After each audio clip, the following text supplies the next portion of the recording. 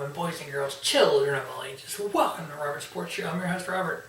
Alright, NASCAR Cup Series, Echo Park, Texas Grand Prix from COTA, Circuit of the Americas. First time NASCAR's ever came to this beautiful racetrack. I watched practice today a little bit.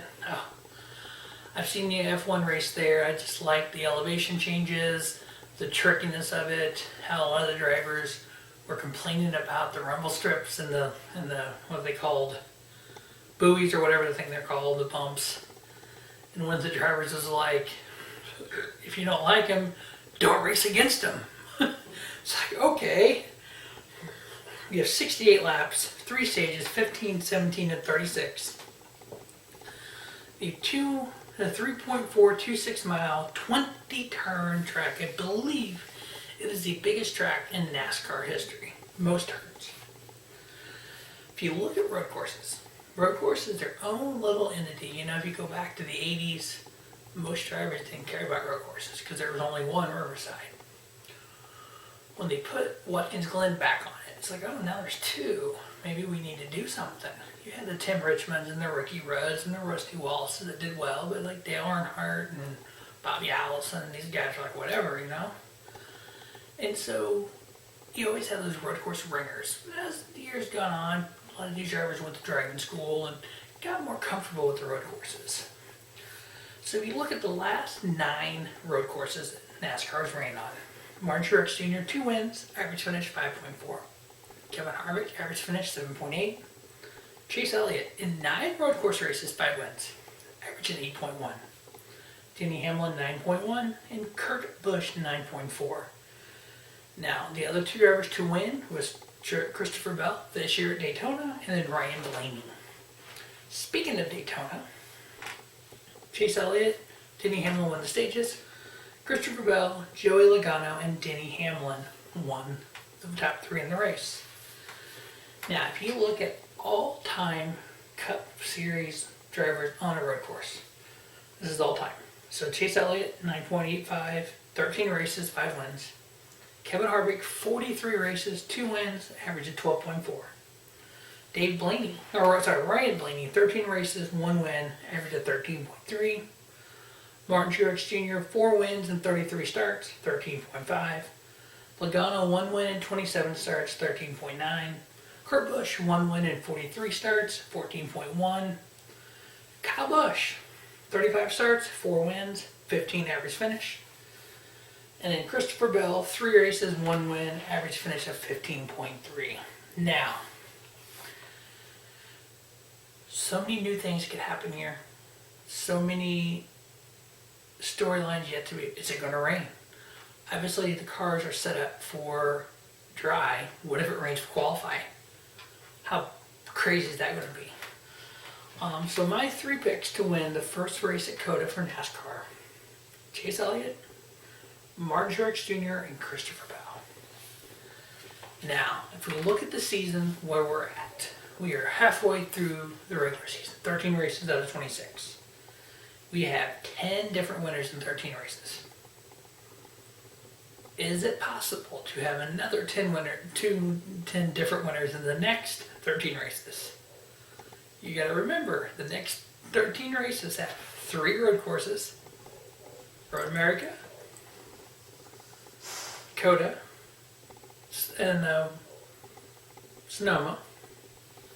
We have 3 new tracks: Road America, COTA, and Nashville.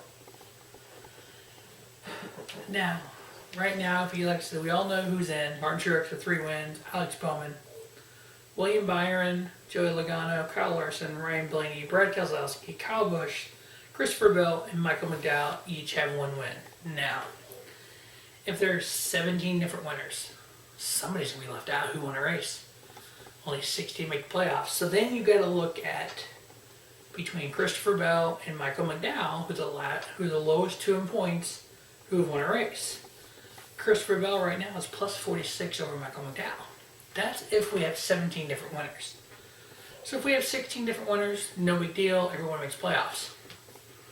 Now, if we don't have any other new winners, then you gotta look at who makes the field. Points are way in.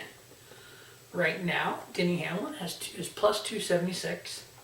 Chase Elliott's plus 134. Kevin Harvick plus 129. So unless they have a monumental disaster in the next 13 races, they're pretty much in, and I'm pretty sure one of those three are going to win races.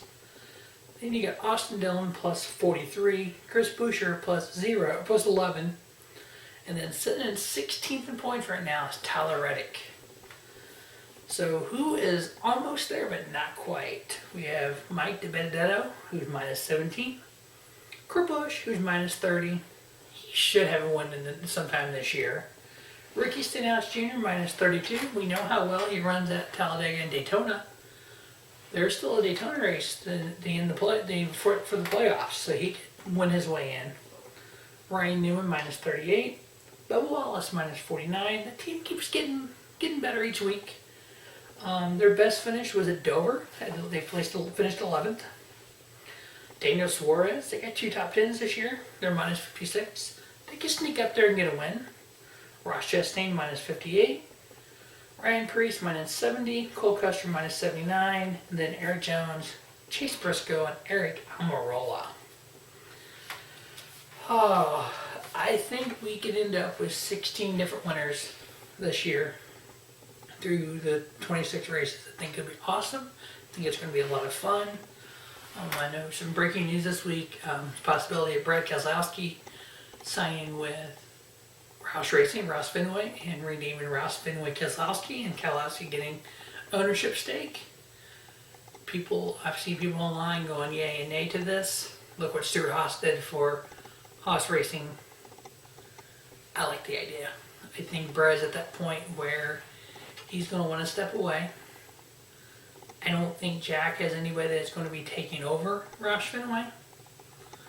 I could see it a couple years down the line. Maybe Brad step away from driving and own it. We all remember LeBron James bought an ownership stake in Fenway Sports. So LeBron has a little bit of ownership stake in this team as well. So yeah, I could see, because you got Denny and Michael Jordan. You got LeBron and Keselowski. I think that's the future right there. Jack's going to go away, eventually retire. You're going to have Rick Hendrick probably retiring, and I think Jeff Gordon's due to take over Hendrick Motorsports. Joe Gibbs will eventually retire from the sport. You'll have his son Coy taking over. Penske maybe looking to retire. I know Penske recently bought Indianapolis Motor Speedway and IndyCar.